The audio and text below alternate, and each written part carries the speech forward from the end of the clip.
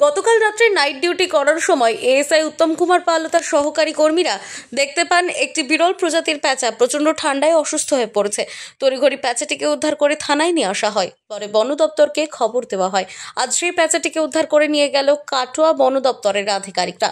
মঙ্গলকোট থানার আইসি মধুসূদন ঘোষ জানান যে, আমাকে আমার অফিসার ফোন করে জানান যে একটি প্যাঁচা অসুস্থ অবস্থায় পড়ে রয়েছে। আমি বন দপ্তরকে খবর দিলে বন দপ্তরের আধিকারিকরা সেই প্যাঁচাটিকে উদ্ধার করে নিয়ে গেল। বন দপ্তর থেকে আসছি, এখানে আমাদের আইসি সাহেব ফোন করেছিলেন যে একটা পেঁচা ধরা গেছে, সেই পেঁচাটা উদ্ধার করলাম। এখান থেকে আইসি সাহেব দিলেন আমাদের মঙ্গলকোট থানা, তারপর আমাদের রেঞ্জ অফিস। কী করবেন এই পেঁচাটাকে? এটাকে যে চিকিৎসা করবো, চিকিৎসা করার পর আমাদের যেটা নিয়ম সেই অনুযায়ী আমরা কাজ করবো। কি পেঁচা, কি এটা কি প্রজাতির পেঁচা? মানে বিরল প্রজাতির পেঁচা এটা।